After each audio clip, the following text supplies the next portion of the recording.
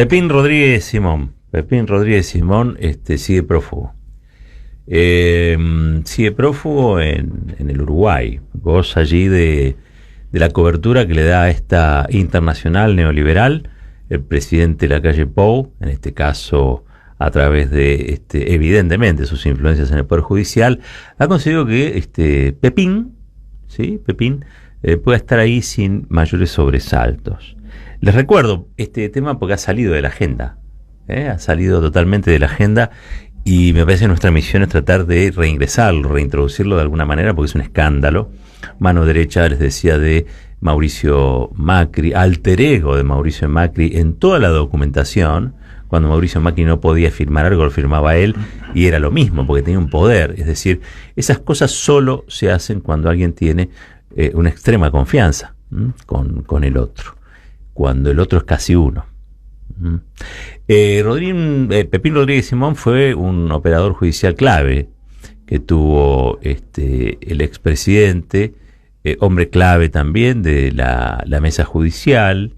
Era en definitiva el que decidía las estrategias y también quiénes iban a ser acosados o no de parte del macrismo en operaciones.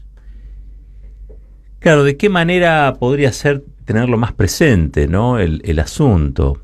Si tuviésemos una estructura mediática, un mapa de medios más desconcentrado, menos monopolizado, también más robusto, bueno, podríamos tener gente desplegada en Uruguay siguiéndolo, preguntándole todos los días: Pepín Rodríguez Simón, ¿por qué no se pone a derecho y vuelve a la justicia? Usted tiene una orden de captura, ¿no? Pero desgraciadamente eso no pasa, eso no ocurre.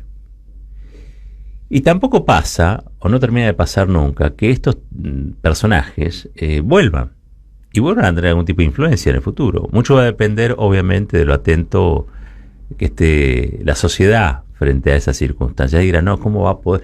Después de una orden de captura, miren, Patricia Bullrich es la presidenta del PRO.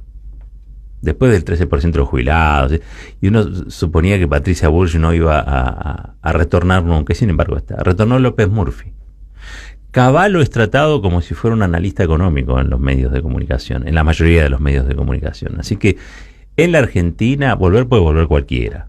¿Sí? Creo que los únicos que no han podido volver son los autores de crímenes de lesa humanidad. Creo. Pero el resto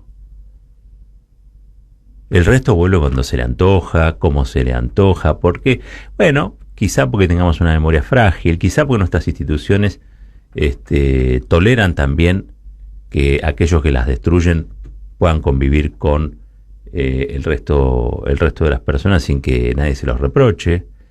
Endeudar o desendeudar sea exactamente lo mismo. Uno dirá, bueno, no, pero eso se juzga desde la política, la gente, sí, pero la memoria a veces es frágil, la necesidad también hace que uno tenga que olvidar. Lo que no pueden olvidar son las instituciones. No, digo, la ley no puede olvidar. Entonces, si nosotros queremos tener un futuro mejor, tendríamos que ver de qué manera hacemos para que endeudar o desendeudar en la Argentina, por ejemplo, no sea lo mismo. Que perseguir o no perseguir gente o espiarlos no sea lo mismo que no hacerlo. Digo, tiene que haber, más allá de lo que se vote en la coyuntura electoral, instituciones que puedan ordenar lo desordenado.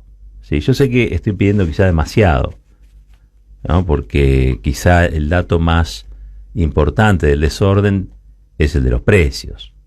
Bueno, va a ver los precios, y si bien hay algunas cosas que a veces entran en alguna de los precios cuidados, etcétera, en líneas generales estamos viendo que la inflación, que tendría que haber bajado, no bajó, y eso produce desorden, ¿no? Están desordenados los precios y por lo tanto se desordena la vida. ¿Hay alguna manera de volver a ordenar todo esto?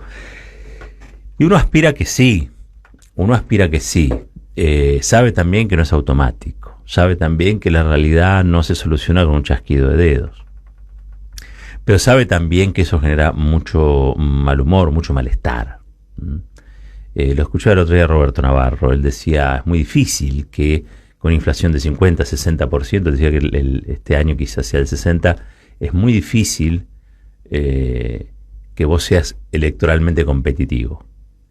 Y un proceso de transformación para revertir el daño que hizo Macri quizá necesita de 8 años, no es que en 4 años las cosas se resuelven.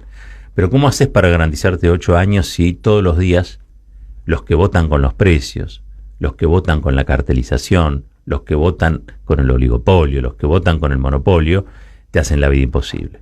La gente se enoja, pero no se enoja con Clarín, se enoja con el gobierno. Creo que una de las grandes debilidades del gobierno ha sido esa, ¿no? La de quizá no identificar con mayor enjundia, vamos a decir así, a los responsables de los males. Con el tema de deuda pasa. Para mí no tendría que pasar un día, una hora, un minuto en el que no haya alguien, algún funcionario recordando que estamos como estamos porque durante 4 años Macri se dedicó a destruir aquello que habíamos construido con mucho trabajo, que era un país desendeudado, un país más equilibrado, un poco más inclusivo, un país donde no se estaba discutiendo a cuánta gente teníamos que sacrificar para vivir, sino que trataba de que todos y todas tuviesen alguna oportunidad. Pero desgraciadamente no, desgraciadamente tenemos también un altísimo nivel de internas, que a mí no me asustan en particular, no me asusta que haya distintas maneras de ver las cosas. Eso sucede en todos lados, sucede en la política, pero también sucede en la sociedad de fomento, en el consorcio, en el deporte. Siempre hay distintos puntos de vista. Néstor Kirchner hablaba de las verdades relativas, ¿no? Ahora, lo que sí es cierto es que esos niveles de interna ocupan un espacio, para mí, excesivo en comparación con el espacio que ocupa la solución. Y la solución es realmente lo que debería, en un punto, ser la búsqueda común, ¿no? Entonces quizá hay declaraciones que no ayudan, hay formas que no ayudan, quizá hay decisiones que no ayudan. Mientras tanto, muchos y muchas vemos lo que ocurre como si fuera un partido de tenis, ¿no? Y uno quisiera decir, dejen de tirarse la pelotita por arriba de la red, paremos un poco esto y empecemos a reconstruir en común lo que puede llegar a ser una nueva oportunidad para el país. Ahora, para eso necesitamos tener claros quiénes son los responsables de haber llegado a donde llegamos. Si eso no se señala, si eso no se dice, si eso no se reconfirma en cada día, en cada momento, es difícil que la gente interprete que hay unos que son distintos a los otros. Todo termina siendo lo mismo, se da en los hechos el teorema del caño, ¿no? Y en eso yo creo que la política tendría que ser un poco más responsable. Cuando digo la política, involucro también a otros sectores, otros factores que influyen en la opinión pública, y más allá de la concentración mediática, a periodistas que también dicen y hacen lo suyo. En este caso, quizá instalando o proponiendo, en la medida de sus posibilidades, en un esquema, insisto, tan concentrado, esas agendas que son agendas más de construcción que de destrucción. Para terminar, hoy estaba viendo lo sucedido con la Corte Suprema. Téngase presente, lo comentaba recién en Nicolás Tosi, ante una presentación que hizo Cristina Fernández de Kirchner. La Corte Suprema hizo un ole. Todo tiene que ver con el espionaje ilegal. Claro, esta es la Corte de Lawfare. Esta es la Corte de Pepín Rodríguez Simón también en un punto. Cuando uno ve los llamados salientes y entrantes del teléfono de Pepín Rodríguez Simón, son todos llamados a Rosenkrantz, son todos llamados a los integrantes de esta Corte Suprema, que ha sido repudiada en las calles esta semana por una manifestación multitudinaria. Ayer hubo una contramarcha, una contramanifestación, un puñado de gente que salió a respaldar a esta Corte. Seriamente hablando, esta es una Corte Suprema que, desde el retorno de la democracia hasta ahora, creo que es peor que la de la mayoría automática menemista. En un ratito vamos a estar haciendo una entrevista y le vamos a preguntar a la protagonista de la entrevista si ella tiene esa misma sensación. Yo creo que esta es peor. Porque la Corte Suprema de Menem iba detrás de los billetes. La Corte Suprema de Menem aprovechó una coyuntura histórica determinada que tenía que ver con la caída del muro de Berlín, el triunfo del consenso de Washington, las privatizaciones, un esquema de control inflacionario que era una especie de corset que después terminó estallando. Ustedes recuerdan, ¿no? La convertibilidad y todo eso. Y utilizó todo eso para enriquecerse. Esa era la famosa mayoría automática. No había mucha convicción ideológica. No sé si en todos, alguno quizás sí era más de derecha que otros, pero en líneas generales esa Corte Suprema iba detrás del Bill Metal. Esta, en cambio, es un poquito más complicada. Es peor. Porque lo que tiene precio se puede comprar. Ahora, lo que se hace por otras circunstancias que pueden ser de orden ideológico, por ejemplo, gorilismo, esas cosas son más difíciles de modificar. Nosotros tenemos una Corte Suprema que, por convicción política, por macrismo, sostiene lo ilegal. Y esto es como un poco más grave.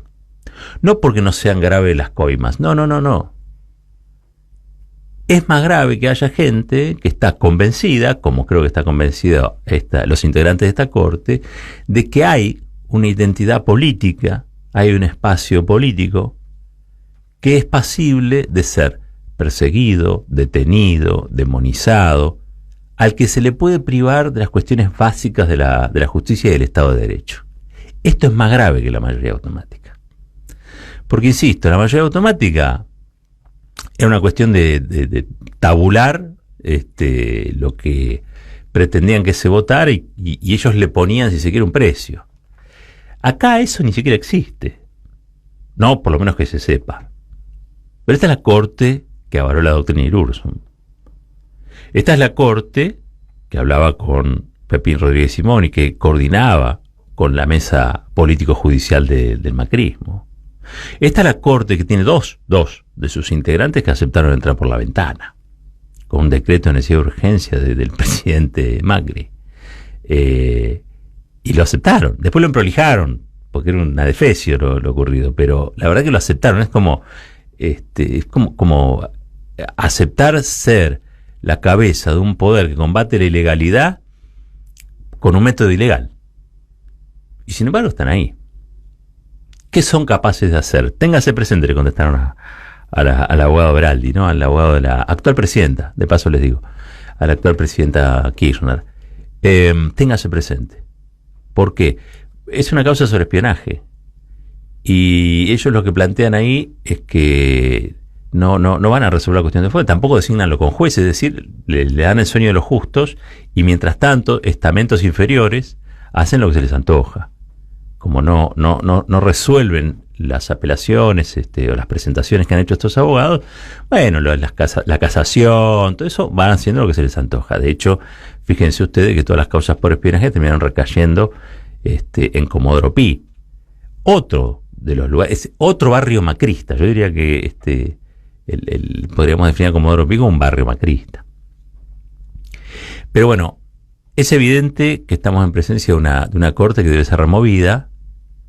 Se fue Hayton de Nolasco y todavía el presidente no eligió quién va a ser la sucesora.